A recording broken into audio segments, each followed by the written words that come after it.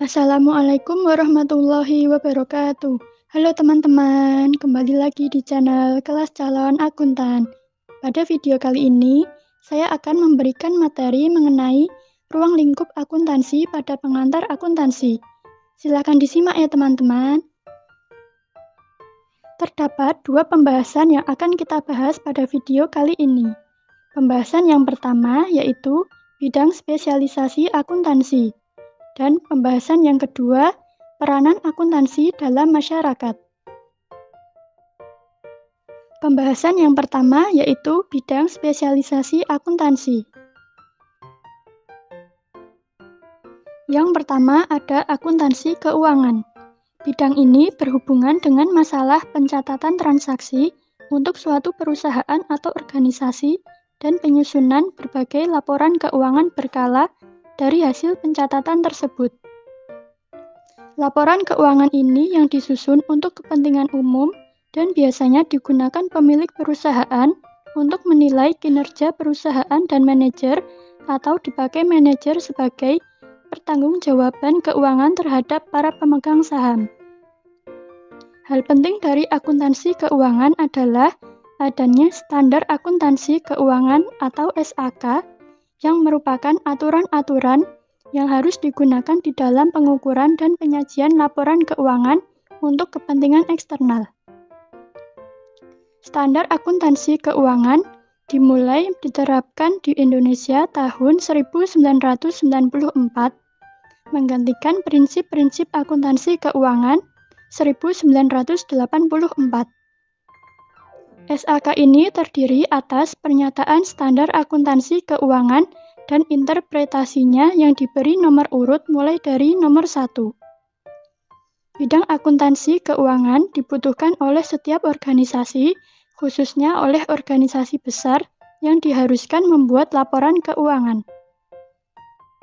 Lanjut, yang kedua yaitu auditing.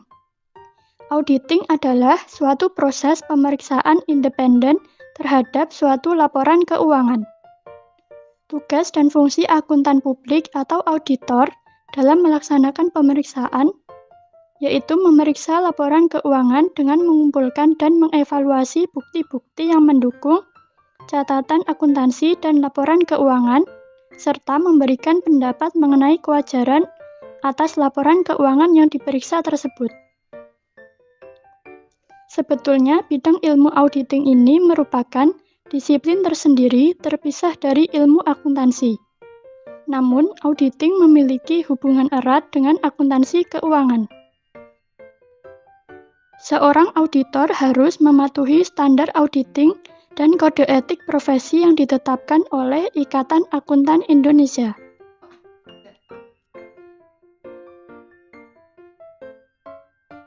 Kita lanjut yang ketiga, akuntansi biaya. Akuntansi biaya merupakan bidang akuntansi yang menekankan pada penentuan dan pengendalian biaya. Bidang ini terutama bersangkutan dengan biaya produksi pada perusahaan manufaktur. Salah satu fungsi utama dari akuntan biaya adalah mengumpulkan dan menafsirkan data biaya, baik biaya sesungguhnya maupun biaya yang akan terjadi. Bagi manajemen, bertujuan untuk pengendalian bidang perencanaan biaya. Yang keempat, ada akuntansi manajemen. Akuntansi manajemen atau mencakup juga akuntansi biaya, menggunakan biaya historis dan biaya taksiran, guna membantu manajemen di dalam menjalankan kegiatan dan perencanaan. Lalu yang kelima, akuntansi perpajakan. Akuntansi perpajakan menekankan pada penyusunan laporan keuangan berdasarkan peraturan perpajakan dan perencanaan transaksi dengan mempertimbangkan efek pembayaran pajak atau perencanaan perpajakan atau tax planning. Sebagai contoh, Misalnya, sebaiknya perusahaan membeli atau menyewa mesin, menyediakan makan kepada karyawan, atau memberikan uang, dan sebagainya. Lanjut, yang keenam yaitu sistem akuntansi. Sistem akuntansi adalah bidang yang menyangkut masalah perancangan, prosedur, metode, dan teknik untuk mencatat dan mengolah transaksi perusahaan. Prinsip dasar yang harus dipertimbangkan dalam penyusunan sistem akuntansi adalah bahwa biaya penyusunan sistem harus lebih rendah daripada manfaat sistem tersebut. Selanjutnya yang ketujuh ada akuntansi anggaran. Akuntansi anggaran menyajikan rencana kegiatan keuangan untuk suatu periode melalui catatan dan ikhtisar serta menyediakan data perbandingan antara kegiatan sesungguhnya dengan rencananya. Suatu kombinasi antara perencanaan dan pengendalian dengan menggunakan anggaran sering dianggap sebagai bagian dari akuntansi manajemen. Lalu berikutnya ada akuntansi sektor publik. Akuntansi sektor publik mencakup wilayah yang lebih luas, yakni wilayah publik, meliputi lembaga-lembaga publik, yaitu badan pemerintahan seperti pemerintah daerah maupun pusat, perusahaan milik negara seperti BUMN, organisasi politik dan sosial, serta organisasi nirlaba lain yang fokus pada pelayanan publik. Akuntansi pemerintahan adalah bagian dari akuntansi sektor publik.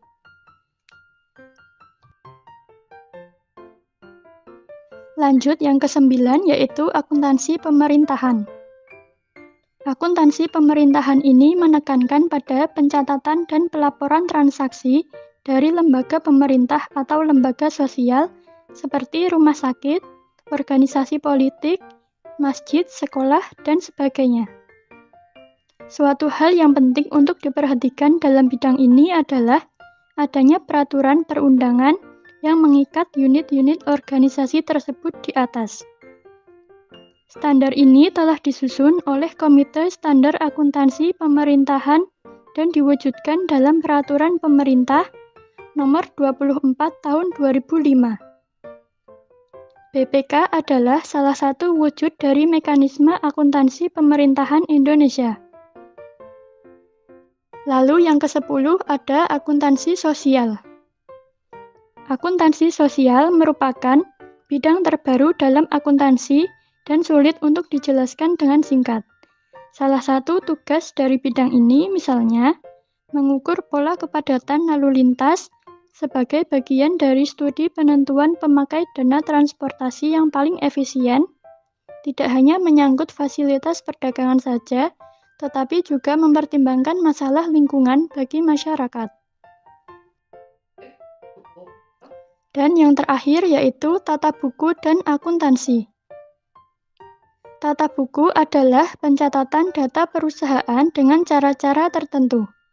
Pemegang buku mungkin bertanggung jawab terhadap seluruh penyelenggaraan pencatatan dari suatu perusahaan atau mungkin hanya bertanggung jawab terhadap sebagian kecil saja, seperti pada masalah pencatatan piutang.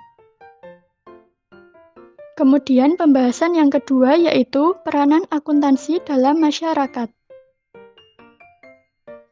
Peranan akuntansi dalam masyarakat.